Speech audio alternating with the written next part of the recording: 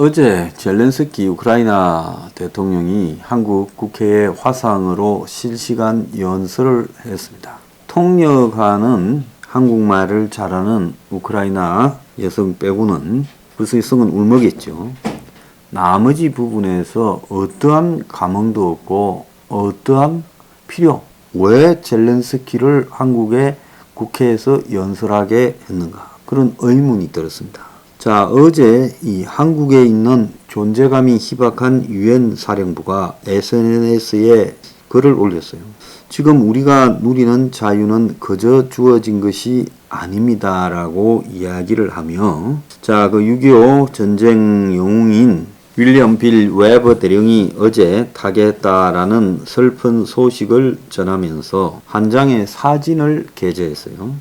71년 전인 51년 4월 11일 6.25 전쟁에 참여한 미군 병사들이 적군의 박격포 공격을 피해 작은 돌틈 뒤에서 웅크리고 있는 모습입니다. 자, 이들은 이때 한탄강 부근에서 출발해서 38선 쪽으로 진격하는 어려운 작전을 하고 있었다는 거예요. 유엔사는 대한민국에 보면 정말 아름답다. 요즘 벚꽃이 만개해 곳곳에 상충객들로 북적인다. 그러나 71년 전 오늘 찍힌 이 사진을 보면 오늘의 모습과 너무 다르다. 사진 속 미군 병사들이 그 뒤 어떻게 되었는지 아무도 모르고 누군지도 모른다. 유엔사는 이름 모를 타국의 젊은이인 이들의 생사를 알 수가 없고 우리의 자유는 그저 주어진 것이 아니다. 지금 이 순간에도 조국을 위해 힘쓰는 모든 군인들을 응원한다라고 말을 했습니다. 자, 웨버 대령의 타계와 그리고 더 나아가서 한국의 어제 젤렌스키에 대한 태도. 자, 6.25 때 한번 봅시다. 6.25 때 직접 참전한 나라가 미국, 영국, 캐나다, 호주, 네덜란드, 프랑스, 뉴질랜드, 필리핀, 터키, 태국, 이디오피아, 벨기에, 그리스, 남아공, 룩셈부르크, 콜롬비아입니다. 여기서 미국 빼놓고는 사실상으로 전부 자발적으로 의용군 행태로 참가를 했습니다. 그래서 6.25 때 사망 실종이 한 5만 명 났는데, 자, 미국 외의 나라에서 온 사람도 많게는 1000 이상, 적게는 몇백, 몇십까지 사망자가 다 골고루 있었습니다. 자, 그때 프랑스나 영국 같은 유럽에 있는 나라들이 참전을 할 때 이 나라들은 2차 대전 후에 2차 대전의 후유증에서 회복한다고 정신이 없었어. 군도 제대로 없고 남의 나라에 파견할 그런 재정적 역량도 안 됐어요. 그래서 사실상 군의 이름으로 왔지만 의용군 비슷했습니다. 그래서 프랑스에는 투스타가 한국에 오려고 이 대대를급을 파견하는데 중령으로 강등시켜서 대대 병력을 끌고 왔다라고 하지 않습니까? 자, 이런 일들이 다 만연했고, 이 한국이라는 먼 나라, 지도상에 이제 갓 출범한 신생국이고, 아프리카의 이디오피아나 아프리카 어느 나라들보다도 더 가난한, 지구상에서 제일 가난한 나라가 분단이 되어서 거기에서 소련 중공의 사주를 받는 북한이 남침을 해서 그래서 한반도 전체가 공산화되려고 한다. 그래서 자유진영이 공산화를 막아야 된다라는 생각에서 반공 의지가 투철한 나라들이 자발적으로 파병을 했습니다. 그때 뭐 미국이 파병을 하라고 핵 요구를 할 수 있었겠습니까? 다 자발적으로 온 사람들이죠. 그래서 사실상으로 미국 빼고 한국전에 참전한 나머지 나라들, 이거는 의용군이라고 봐야 되는 겁니다. 자, 그런데 그 사람들이 한국을 위해서 죽어갔습니다. 그런데 어제 말입니다. 어제 외신들이 보도하기를 국회에서 진행된 화상연설에 젤렌스키는 한국은 러시아 탱크, 배, 미사일을 막을 수 있는 여러 가지 군사 장비가 있다. 러시아에 맞설 수 있도록 우리를 도와달라. 한국은 1950년대 전쟁을 한번 겪었고 수많은 민간인이 목숨을 잃었다. 한국은 이겨냈고 그때 국제사회가 많은 도움을 줬다. 이렇게 이제 젤렌스키 말을 소개하고, 또 CNN은 젤렌스키가 국회 연설에서 우크라이나를 지키기 위한 무기를 요청했는데 한국의 국방부가 이미 우크라이나 국방장관이 연락 와서 진궁 등 대공 무기를 좀 달라니까 이를 거절했다라고 보도를 했어요. 그래서 젤렌스키 대통령의 연설을 앞두고 우크라이나의 대공 무기 지원 요청을 한국이 거절했다고 미리 밝혔습니다. 그래서 뭐 담요니 방탄복이니 헬멧이니 이런 것만 조금 줬어요. 그래서 CNN은 우크라이나 지원을 위해 살상 무기를 지원하거나 군대를 배치하지 않겠다라는 말을 일관되게 해왔고, 젤렌스키는 한국전쟁 당시 국제사회가 한국을 도운 것을 상기시키며 지원을 거듭 호소했다. 젤렌스키가 한국 국방부가 우크라이나 국방장관의 요청을 거부했다고 확인한 지 몇 시간 만에 한국 국회의원들에게 화상연설로 또 무기 요청을 했고, 그러면서 젤렌스키는 한국 전쟁을 언급한 것이 한국도 국제사회의 혜택을 받았으면 비슷한 수준의 국제적 지원이 우크라이나에도 이루어져야 된다. 자, 이렇게 말했다고 보도를 했습니다. 자, 그런데 어제 이 한국의 화상 연설이 지금 24번째요. 제가 대부분의 나라의 동영상을 다 봤습니다.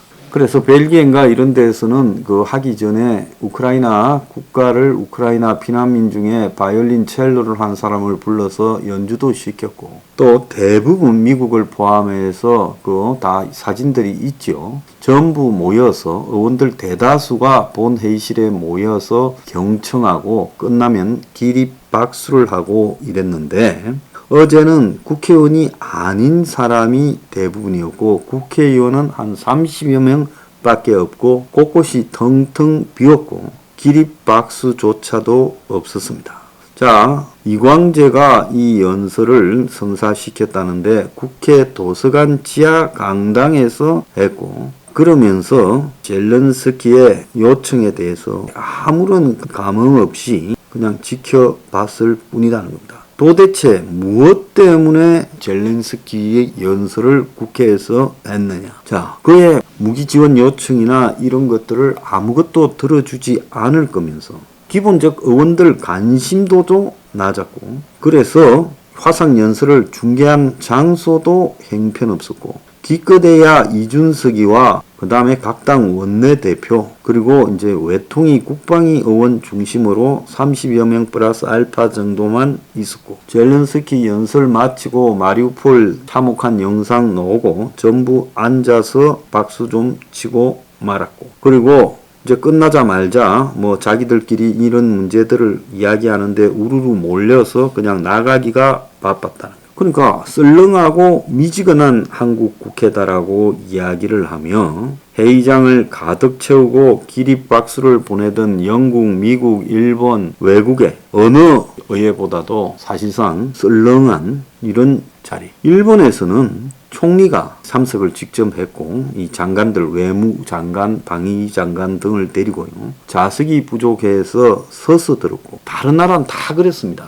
자, 우리가 뭐 젤렌스키란 사람에게 예우를 갖춰준다는 게 아니라 우크라이나 사태를 바라보는 한국의 자세에 대한 언급을 제가 하고 싶은 거예요. 자, 한국은 어떤 나라입니까? 6.25 때 남들이 살려줘서 겨우 살아난 나라잖아요. 이런 나라가 좀 살게 됐는데 시금방지기가 짝이었고 시금방진 거죠. 솔직히 말하면 좀 살게 돼도 우리는 오랑캐 근성, 한마디로 비천한 머슴 근성에서 벗어나지 못해서 자유세계의 가치 때문에 살아난 나라가 정작 자유세계의 가치를 가지고 호소하는 자의 외침을 외면했어요, 어제.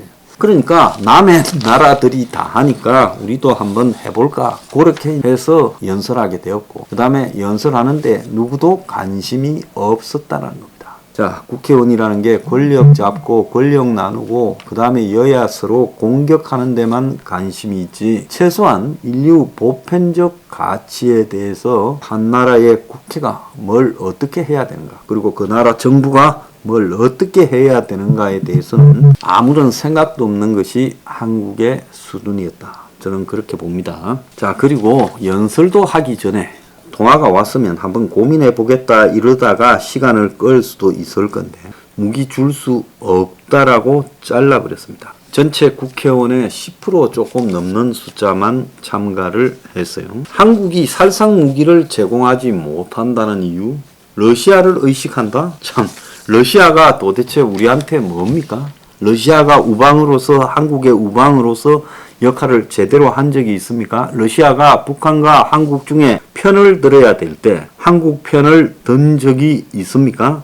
근데 우리는 무엇 때문에 그들을 의식해야 됩니까? 왜 러시아 눈치를 봐야 됩니까? 자, 지금 이 젤렌스키가 한국에 러시아에 맞설 무기가 있다 도와주면 감사하겠다라고 했는데 그 무기가 진궁 같은 지대공 유도 무기. 그래서 이거를 갖다가 UAE에 4조 원이나 수출을 했다고 자랑을 합니다. 자, 4조 원이나 수출하는 무기 수출국이에요. 사실상 무기 수출하는 거 자랑할 일 아니죠. 그런데 UAE에는 줄 수 있고 우크라이나에는 못 준다.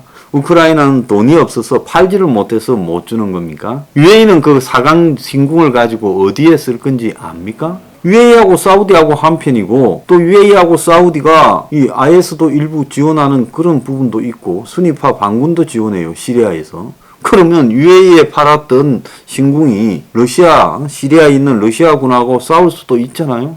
충분히 그렇게 생각할 수 있어요. 그런데도 불구하고 거기는 팔아먹고 시리아에는 못 준다? 자, 최근에 나토 군사위원장이 한국에 와서 우크라이나 사태를 논의를 하고 있다는데 한국은 툭 하면 자랑할 때는 GDP 12국가고 그 다음에 이런 일이 있을 때는 우리는 해줄 수 없다라고 시치 미를 때는 창피한 나라다라고 저는 생각을 합니다. 저거가 출생의 비밀이 어디에 있었는가 생각을 해보면 죽다가 남이 도와줘서 거지 같은 나라가 살게 됐으면 그때 거지였죠. 한국이요. 아프리카 나라들보다 훨씬 못했어요. 우간다보다도 못했어요. 그런 나라가 살게 됐으면 지금 어떻게 해야 되겠습니까? 지금 죽으려고 하는 나라를 살려주는 역할도 우리가 해야죠.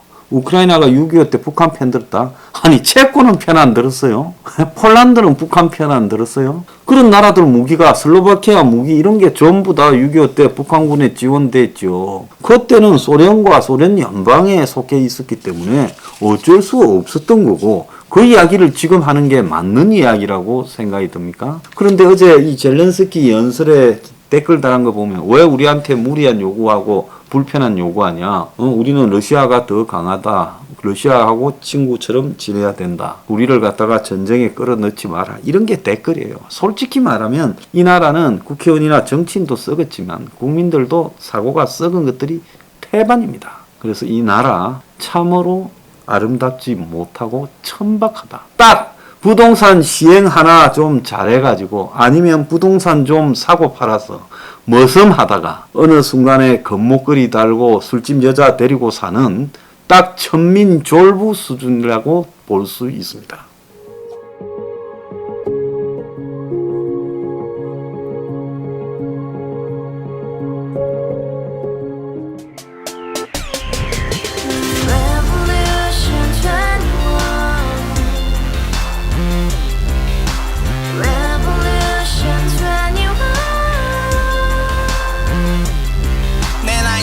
월세 30 코인빚만 300 서울에 온 지 벌써 10년 아둥바둥 버텼지만 여전히 난 반지 하에 제왕 곰팡이 연문제약 내비랑 깡통망통 완전히 폭망 고시원 창문만큼 작아진 내 꿈 연애 결혼 내 집 모든 게 헛꿈 1년 전 떠난 여친 울며 말했지 같이 써봤자 평생 가본 게 꼭꼭꼭하지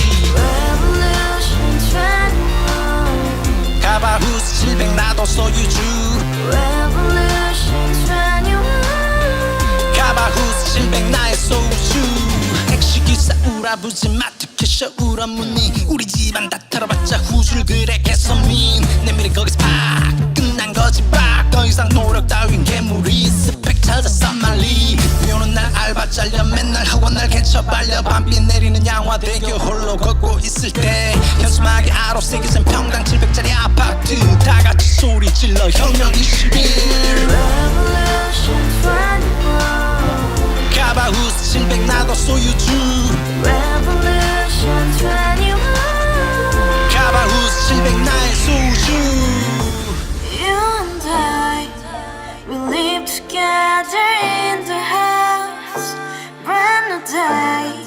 and your dream had just begun. Yeah.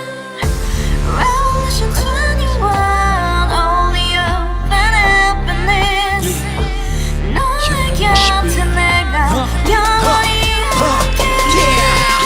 지금까지 정치인들 입만 열면 찝찝찝 개소리 멍멍멍 쳤다 하면 뻥 잘난 부모 만나 잘난 학교